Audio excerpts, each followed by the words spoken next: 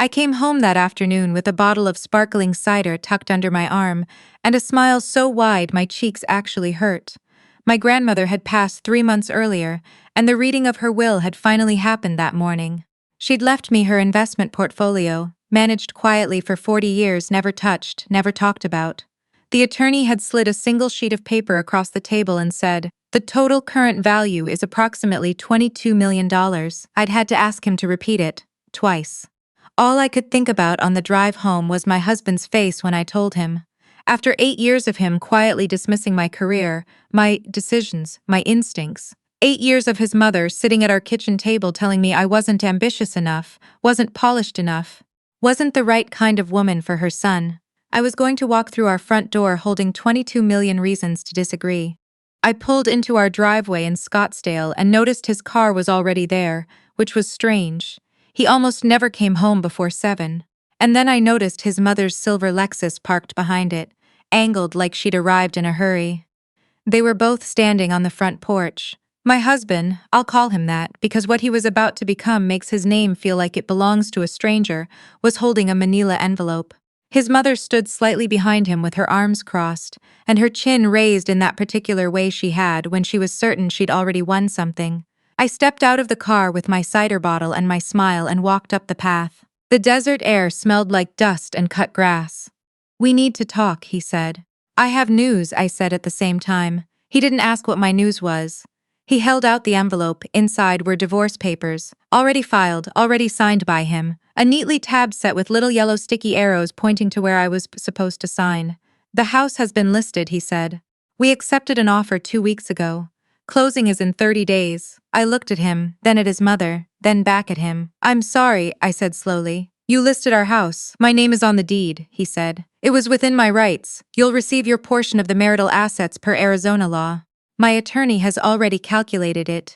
His mother unfolded her arms just long enough to smooth the front of her blazer. "This has been a long time coming, sweetheart," she said. Sweetheart, the way some people say idiot.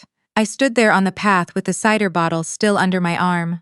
The afternoon sun was brutal, the way it gets in April in Scottsdale when it shouldn't be that hot yet, but it is. I could feel it on the back of my neck. And then, I don't entirely know why, I laughed. Not a big laugh, just a small, quiet, helpless one. The kind that comes out when something is so absurd your body doesn't know what else to do with it. "What is so funny?" his mother said. "Nothing," I said.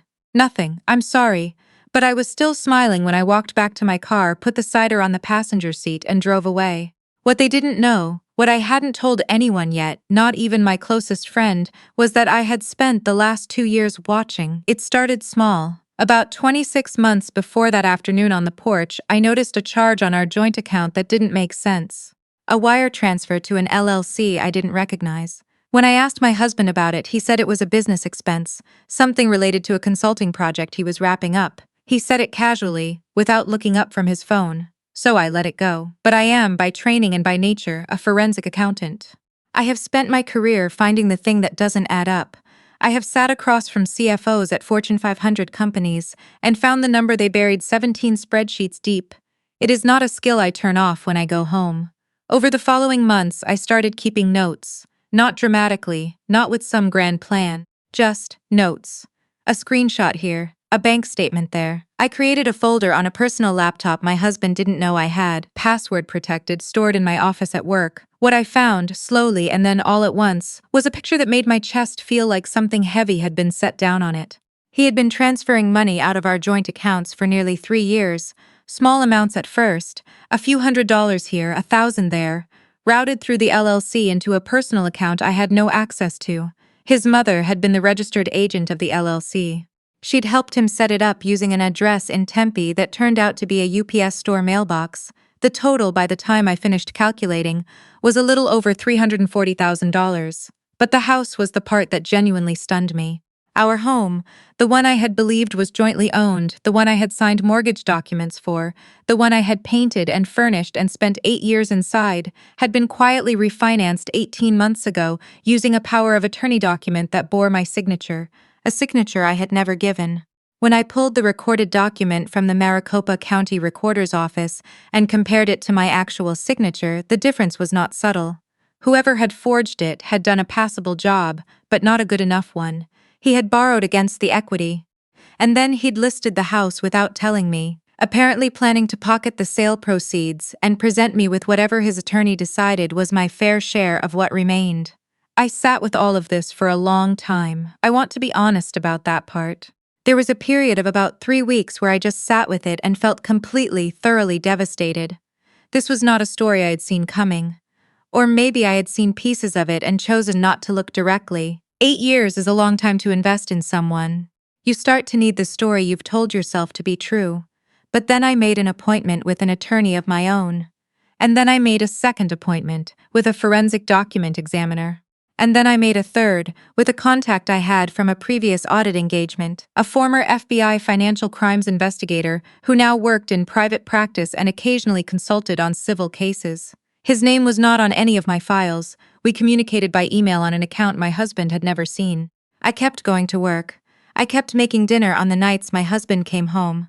I kept listening to his mother talk about her garden club and her opinions about our neighborhood HOA when she came over on Sunday afternoons. I kept smiling. I was waiting for the right moment. And I had learned, professionally and personally, that the right moment almost always comes to the person who is patient enough to let it arrive on its own. I did not sign the divorce papers that day. I called my attorney from the parking lot of a Trader Joe's about a mile from our house.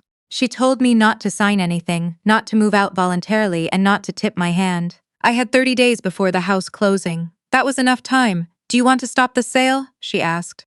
"I want to do this correctly," I said. She was quiet for a moment. "I'll call the title company." What my husband did not know was that a forged power of attorney used to refinance a marital property is not just a civil matter in Arizona. It is wire fraud. It potentially involves mortgage fraud at the federal level, depending on how the loan was processed. My attorney had already flagged the relevant statutes. My forensic document examiner had already prepared a written opinion. My former FBI consultant had already reviewed the LLC structure and the transaction history. We had been ready for weeks. We were just waiting for him to make his move so we could respond to it, rather than initiating, which is almost always the stronger position. He made his move on a Tuesday afternoon in April. By Thursday morning, a notice of Lissa's pendants had been filed against the property, which effectively froze the sale. The title company contacted the buyer's agent to put the closing on hold pending litigation. My attorney sent a letter to my husband's attorney that I imagine was not a comfortable read, and on Friday, 2 investigators from the FBI's Phoenix field office showed up at my husband's office downtown. I was not there for that part. I heard about it later, in pieces. Apparently, he had gone pale enough that his assistant had asked if he needed water. His mother, when reached by phone, had reportedly told the investigators that she had no idea what they were talking about and then immediately called her own attorney. That was a mistake, it turned out. Because her attorney, in the course of reviewing the situation, discovered that the LLC she'd helped set up, the one she'd served as registered agent for, the one that had received $340,000 in transfers from our joint account, had also been used for some transactions that had nothing to do with our marriage. Transactions involving 2 other individuals, business contacts of my husband's, that looked, to people trained to look at such things, a great deal like a small but tidy investment fraud scheme. I had not known about that part. But my consultant had found the thread 6 weeks earlier and quietly handed it to the right people. There's a version of this story where I am angrier, where I spend more time on what it felt like to sit across the dinner table from someone for 8 years while he was doing this, where I explain in detail what it cost me, the years, the trust, the particular kind of loneliness that comes from being deceived by someone you chose. I'll spare you most of that, because I think you already understand it. What I'll tell you instead is about the moment I remember most clearly. It was about 6 weeks after the divorce papers. We were in a conference room at my attorney's office. My husband, his attorney, my attorney, me. It was a preliminary hearing related to the civil litigation, and my husband had requested a brief recess. When we came back, he leaned across the table in a way that was clearly meant to be intimidating and said very quietly, "You know you didn't have to do it this way." "What way?" I asked. "The scorched earth way. You could have just signed the papers and taken your settlement and moved on." I looked at him for a moment. He looked tired. There were circles under his eyes I hadn't noticed before, or maybe I'd stopped noticing things about his face somewhere along the way. "You forged my signature," I said. And then you tried to sell our house out from under me and hand me whatever was left over. And you did it while I was at a meeting with an estate attorney discussing my grandmother's will. I paused. I didn't choose the scorched earth way, you did. He didn't say anything else. His mother was not in that meeting. She was dealing with her own situation by then, which had become substantially more complicated than a divorce proceeding. The investment fraud investigation had expanded. There were other victims. A retired school teacher from Gilbert, a couple in their 70s from Mesa who had invested their savings based on recommendations that turned out to be built on fabricated projections. They had lost money they could not recover on their own. Part of the eventual restitution, and there was restitution, came from the liquidation of my mother-in-law's personal assets, her financial accounts, her car. The condo in Sedona she'd owned for 15 years and talked about constantly, this crown jewel of her social identity that she rented out on weekends and used to justify every opinion she'd ever offered about property values and investment strategy. I did not feel triumphant about that part, I want to be clear.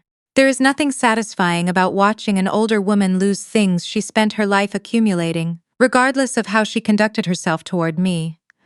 Regardless of what she helped her son do. I felt something more complicated than satisfaction, something that didn't have a clean name. The divorce was finalized on a Thursday in October. Cooler by then, the desert settling into the version of itself I had always preferred. The judge awarded me a substantial portion of the marital estate, including damages for the fraudulent refinancing, plus legal fees. The $340,000 that had been transferred out of our joint accounts was factored into the settlement. Arizona is a community property state, and my attorney is exceptionally good at her job. My grandmother's $22 million, it turned out, was entirely separate property under Arizona law because I had inherited it during the marriage, but it had never been commingled with marital assets. It was mine alone, had always been mine alone, and my husband had no claim to any of it. I thought about that a lot. The irony of it, he had spent 2 years systematically draining our joint accounts and forging documents and maneuvering me toward a corner, all while I was quietly sitting on an inheritance that he couldn't have touched even if he'd tried, because he's never knew it existed. He had given me divorce papers on the same afternoon I came home to tell him about my grandmother's will. He had done it before I could say a word. The timing was almost artistic. In the months after, I got a lot of questions from people who knew parts of the story. Friends, a few family members, a couple of colleagues. The most common one was some version of, "Why didn't you leave sooner? Why did you stay for 2 years after you started finding things?" I've thought about how to answer that honestly. Part of it was professional discipline. I know better than anyone that you don't present a case until it's ready.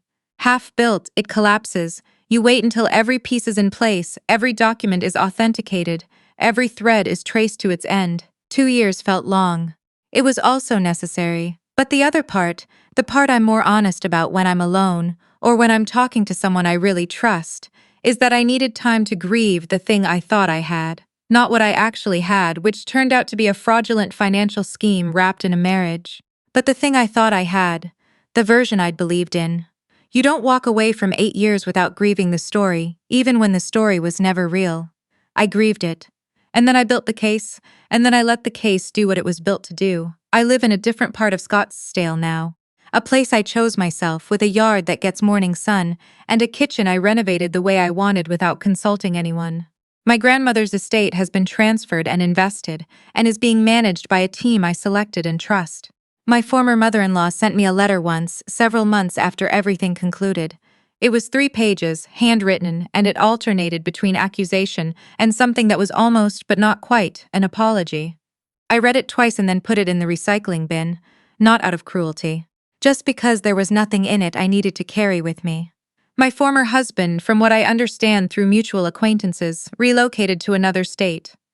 I don't think about him much. When I do, it's not with anger anymore, it's with something that feels more like distance. The way you feel about a chapter of your life that is genuinely over, not unreal, just finished. The sparkling cider I brought home that Tuesday in April sat on my passenger seat for a week before I finally put it in my new refrigerator. I opened it on the evening my divorce was finalized.